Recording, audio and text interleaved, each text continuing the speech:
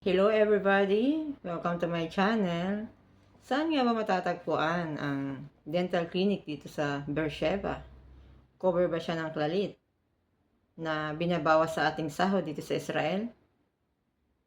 But anyway, bago ko po sabihin yan, please click like, subscribe, and click the notification bell para patuloy niyo masubaybayan ang totoo naming buhay dito sa Israel. And shoutout po pala kay Miss Eileen De La Vega and Eileen Hamor. Nakasama ko sa trabaho. And also shoutout to Miss Justin Tenorio and Orly Win. Okay, please watch this.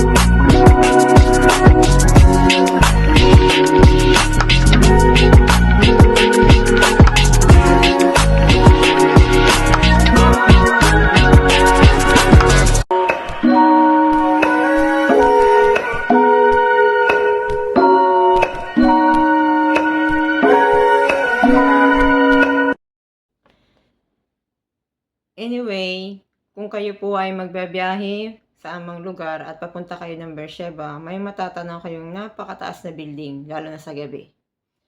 At ang pangalan po niya ay Tower. Sa 16th floor doon po matatagpuan ang dental clinic. Ang pangalan po ay Midley. At ang dentist po ay Uzbekistan. And magaan po ang kamay niya para sa akin. At tignan natin ang result. And I wish na patuloy nang gumaling yung aking binunot ng ngipin. But anyway, paano ko ba natuklasan yung building na yan? Hindi naman kasi ako mahilig din mga likot ng cellphone. Nakamarites lang ako sa isang magaling sa computer at mga likot ng cellphone. Nakamarites ako kay Eileen De La Vega. Shoutout sa kanya. Sabi niya, ate, mayroon diyang dental sa ano na yan. Pag wala kang pasok, pumunta ka sa Midley. Kaso sa sobrang busy, hindi ako nakakapunta. Nagkataon na hindi pinalano at bigla ang pangyayari na si Eileen Hamor, shoutout sa kanya, ay magpapabura siya ng tattoo. Naka-session yon. Ngayon sabi niya sa akin, ate, gusto mo sumama ka sa akin dun sa tower. Itanong mo na yung ngipin mong yan. O sige, nung sumama ako, wala dun yung dentist, siyempre. At sinabi ko sa sekretary na magpa-schedule ako ng Sunday. Sunday lang po kasi bukas yung dental. At Sunday lang pwedeng makausap ang dentist. Ngayon, depende sa usapan nyo kung anong araw kayo bubunutan. I-schedule kayo. Basta Sunday lang laging open yung office nila. Bumalik ako ng Sunday at in-x-ray nila yung ngipin ko. Kasi yung ngipin ko po, nakikita ko, black na. Sa Pinas pa yun eh. Kahit anong gawin kong toothbrush, talagang hindi kaya. Dinedental plus ko pa rin, pero bakit ganun? Ang wisdom tooth po napakadaling masira. Kaya ang advice ko sa inyo, kapag ang ngipin nyo ay wisdom tooth ay masyadong nakadikit na sa katabi, ipatanggal nyo na po yan kahit hindi pa yung sira. Alam nyo po kung bakit masisira ang katabi. Kaya yung ngipin ko na katabi ay nasira dahil doon sa wisdom tooth. Yun. Kaya ang decision ng doktor, in-x-ray niya, tingnan mo ito, sira na rin ang katabi, sira na ito. Bubunutin ang dalawa. Ngayon, ang magkano po? 800 NIS ang bayad dun sa pagpapatanggal ng wisdom tooth. At yung katabi is 400 NIS. Iba pa po yung bayad sa x-ray before the surgery. In-x-ray nila before, pero wala silang after. Aabangan ko na lang yan kasi nga tinahinan nila ito at ipapatry kung ipa-x-ray ito sa kanila kahit pa ako magastusan. X-ray kung may naiwang ngipin ba na maliliit sa loob. Kailangan ma-x-ray yun. Hindi nila na-x-ray after eh. Yun. Eh, hindi ko na rin ma-offer kasi wala rin akong ano. Pero I'm sure na nag-trust ako sa dentist. Okay siya. Ngayon, ang ginawa niya, sige, schedule kita. Sabi ko, sir, pwede po bang September na lang? Kasi busy po kami ngayong August. Nung araw na yun, ng Sunday, at kinawibesan ng week na yun, kumain ako ng Friday yata, kumain ako ng shawarma chicken, duck shawarma. Pagkain ko, sabi ko, bakit may buto-buto yung shawarma? Yung palang ngipin ko, natuklap, na tipak. Ay di, tumatama sa dila ko, nahirapan ako magsalita, nahirapan ako kumain. Ayun, porsige na akong ipatanggal na as soon as possible. Kaya pumunta ako sa dental ng Sunday at sabi ko, paki-message na lang, hindi ko naabutan ang dentist, paki-message siyang ipapatanggal ko nito ng Huwebes. Kasi hindi na September. Kasi pag August po kasi busy ang hotel namin. Kukulangan ng tao ay wala na akong magagawa. Kasi ako naman ang nahirapan. Kaya kailangan ko ng umabsent. Yun. Kaya in-schedule nila ako ng Huwebes, August 1, ngayong araw na to. At syempre nakakaramdam din ako ng kaba. Pero bago mangyari yon, nagdasal muna ako. Kasi hindi naman yan first time sa akin. Second time yan natanggalin ng wisdom tooth ko. Yung isang wisdom tooth ko sa baba ay inopera yon. Nilaser siya. Kasi yung wisdom tooth ko sa baba nakahiga, nakaganon. Hindi siya mabubunot ng pag ganon. Kaya hiniwa yan. Nilaser at tinahi. Kasi yung dulo ng ngipin tumatama sa aking panga, nag-lock yung aking jaw, hindi ako makanguya. Kaya ang nangyari nun, hiniwa yun, at para masave itong ngipin, hiniwa, tinahi yun. Parang 5,000 yata ang bayad ko sa Pinas nun eh. Magaling yung dentist when it comes to paglalagay ng anesthesia. Nilagyan niya muna yung aking jaw ng yung parang malamig na gel para hindi ko masyado maramdaman yung pagtusok ng karayom. Una, tinusok niya sa side na to. Parang light lang muna yun. Yun. Yung pangalawa, sa may parting loob. Tapos niya muna, hinintay ang ilang minuto. And then yung ikatlong turok sa may dulong malapit sa ngalangala sa may wisdom tooth area. Yun yung parang mas malalim ang baon. Medyo may aray pero hindi naman masakit na masakit. Hindi siya masakit. Mo lang parang may kumakagat na langgam. Hindi dapat kayo matakot. Kasi alam ng dentist. Tinanong ko siya, ilang taon na kayong dentist? 20 years. It means, expert na siya. Ganon din yung dentist sa amin sa Quezon Province. Okay. Medyo, nung inaano na yan, ganyan, sabi ko, ang bilis naman yung magbunot. Parang inabot lang ng 30 minutes. 30 minutes yata yun. Kasi syempre, 30 to 20 minutes. Yun. At saka hindi ako masyadong dumudura nun. Dumura lang ako, tapos, basta, hindi ako masyadong dumudura. Yung, sa bagay, surgery yung dito, laser yung dito kaya may nakatutok na parang tube noon nung ako'y nagpa-laser ng aking wisdom tooth. Hiniwa. At ang kaigihan nito, yung ngipin ko ay hindi pa totally putol. Kaya kailangan napatanggal ko na agad. Kasi kung putol yun, ili-laser. Ngayon, ito ang sinabi sa akin ng dentist. Sabi ko, bago ako tanggalan ng ngipin ngayong araw na to, sabi ko, Dok, ano pang bigyan niyo ako reseta ng gamot? Kasi, syempre, hindi ako makakapagsalita agad. Binigyan niya ako ng reseta. And then, ito ang sabi niya, tinapalan daw niya ng gasa yung aking, tinahi nila po ito pagkabunot. Tinahi ng dalawang tahi. Yung unang tahi, tapos binuhol. Tapos tinahi uli, tapos binuhol. Dalawang tahi. 2 inches kada pinagtanggalan ng ngipin. Ngayon nilagyan niya ng gasa. Sabi ko, ilang oras ko yun bago matanggal? Sabi niya, kalahating oras, pwede nang tanggalin yung nakatapan na gasa. And then, bawal kumain ng mainit. At bawal kumain ng mainit na pagkain. Basta bawal kang kakain sa loob ng 2 oras at bawal kang uminom ng tubig. Yun. Tapos, sa loob ng 2 araw daw ay bawal suminga. Gaganon yung ilong kasi siguro yung puwersa nandito sa taas yan eh. And then sa loob ng sa ika-10 araw mula bukas yun. Ika-10 araw ang tahi ay tatanggalin. Ibig sabihin sa August 11 babalik ako para tanggalin yung stitches.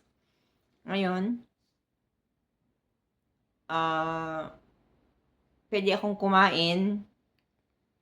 After sinabing after 2 hours huwag kang kakain, pwede akong kumain, pero hindi kailangang mainit, hindi rin sobrang lamig. Sabi niya, warm lang. Na tubig, yung pagkain warm din. Eh, syempre, kung nasan yung operation, huwag masyadong kumain ng sulid. Ang panguya dito. Tapos din lang. Yun, mas nahirapan ako dun sa laser kasi yung pagkain nasa baba, nandito yung laser, ay baka malagyan ng kanin. Ito yung nasa taas eh. Titignan lang natin kung ano. Basta, nagtapos na punta, humingi ako ng medical certificate. 8 araw ako mag-rest. At doon sa ika-8 araw, sabi sa akin ng aking HR, parang hindi yata nila ito mababayaran. Wala namang problema. Ganun talagang buhay. Pero tutulungan niya ako para sa tinatawag na kupat kulim. Ang tawag sila doon ay kupat kulim. Ipapakita ko itong medical kong ito doon sa binigay niyang address. Malapit din sa hotel namin. Ipapakita ko sa inyo yung video. Malay nyo, sa awa naman ng Diyos, ma-convert sa money yun. Sabi ko, paano ma'am yung na-aksidente ako? Pahanap ko na lang kasi hindi naman po ako nabayaran doon. 4 na araw din akong absent yata noon. Walang bayad. Yun. Ngayong mga walang pasok, mga araw na walang pasok ako, hahanapin ko yung medical na dito sa akin kwarto. Now, isa time for myself naman. Yan. Ngayon naman ay time para sa aking sarili. Natuunan ko ang aking sarili sa loob ng 8 araw. First time kong mabsent ng ganong katagal. Pero kasi kapag ngipin, bawal pong magbuhati. Alam niyo naman, pag magbibidings kami, ganyan, no? Dumudugo pa ito eh. Papahilumin pa yung sugat niyan. And, syempre dumaan na rin ako sa appendectomy operation noon. Paano humilom ang sugat. Sabi nung asawa ng kapatid ko, shoutout pala kay Jose Lopez, uminom ka ng pineapple juice because pineapple juice is easily healing the wound. Yun, ay buti na lang may product from the Philippines dito ng Del Monte, pineapple juice. Diba, yun aking gagawing juice. At kailangan yung kanin ko ay malambot. Tamang-tama, yung usako ba yun na binili ko sa Tayo, Asian store, 50 shekel yun, 5 kilos. Yun ang aking nabili. Malambot po ang kanin niya, kaya bagay na kakainin ko ngayong araw na ito pag nagutom ako. Anyway, panoorin niyo po ang mga pangyayari sa aking ngayong araw na to. Please watch this. Yan po yung una kong pagpunta sa tower. Kasama si Hamor, di ba? Parang nasa Makati lang. Ang ganda ng elevator nila. Pag pindot mo dun sa number 16, sasabihin dyan kung anong letter ng elevator ka. Maraming elevator. Ang bilis-bilis. Para ka nasa spaceship. Yan yung doktor na nagtanggal sa akin ng ngipin. At yun ang pangalan ng dental clinic nila. Ayan yung ngipin ko tinanggal. Inuwi ko. Titingnan ko yung itsura, di ba? Building na yun sa loob. Diyan ako nagbili ng gamot. Doon ay libre na. Kapag wala kasi doon sa hindi man nila makita, magbabayad ka. Nagkataon na ang binigay sa akin ng doktor ay available, kaya walang bayad, libre. Ngayon sa August 8, babalik ako kasi 8 days akong wala. Yung 8 days na yun, hindi mababayaran ng hotel. Kailangan yun ay i-cover sa Kalalit. Kailangan kong pumunta sa August 8 sa building na yan at aakit ako dyan para ma-cover yung aking 8 days na mabayaran through Kalalit. Ngayon, uuwi na ako. Mainit at nararamdaman ko na yung kirot. Kailangan ko makainom ng gamot pag uwi. Alam niyo po ba, magaan yung kamay ng dentist. Ang galing niya. Uzbekistan siya. Sa mga narito sa Beersheba, kahit hindi na kayo pumunta ng Tel Aviv, Diyan sa tower may dentist. Shoutout pala kay Eileen de la Vega and Hamor. Eileen Hamor. Si Eileen nagsabi sa akin, Eileen de la Vega nagsabi sa akin na sa tower meron diyang dental. Ngayon si Hamor, may nagpaano rin siya ng tattoo niya. At diyan din ako ng ngipin na. Nagdesisyon na ako kasi hindi na ako magbabiyahe. Ganun din naman. At no worries kasi 'di ba? Ang ganda pa ng sa 16th floor 'yun. Ang ganda pa ng dental nila. At yung dentist strong at saka siya, magaling na dentist. Of course, nagdasal ako kasi dalang ngipin 'yun. At ayan, uuwi na ako. Sobrang init. Bawal mainitan 'to eh. Babay-bay muna ako sa gilid siguro. Parang hindi ako tatawid sa kanyang tawiran. Okay. Ang wish ko mag-cover ng plalit yung sangipin ko. Kasi ang alam ko hindi nako-cover to eh. Siguro doon sa syempre malaki rin na gastos ko doon sa ko eh. Pagpabunot. Yun, tapos ilang araw din akong mawawala. Di ilang magkano rin mawawala sa aking sahod. Ang init. Kailangan ko na makauwi.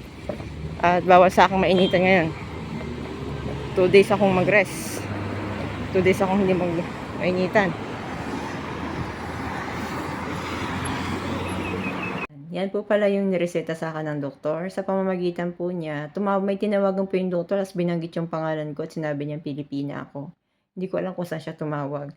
Tapos nung pumunta na po ako sa drugstore, gamit ko po yung Clalit na kinakalta sa aming sahod. Sinwipe ko po yun, tapos pumila ako. Tinanong ko yung cashier, sabi ko magkano per medicine. Sabi niya, sa palagi ko hindi ka na magbabayad. Kaya nalibre po ito dahil available. Minsan po kasi pag hindi available using Clalit, magbabayad po kayo ng gamot. Ay buti na lang available po ito. Kaya tinanong din ako ng doktor ko kung gusto ko mag-take ng antibiotic. Sabi ko, of course, pwede parang hindi ka mag-take kung kaya mo. Pero para sa akin, kailangan mag-take dahil may sugat, di ba? May pinagbunutan, may sugat yun. Yun, ganun lang po. Yeah, nawa nag-enjoy po kayo sa panonood at patuloy po kayong sumabaybay sa channel na ito. Thank you for watching. Bye-bye! Lihitra out!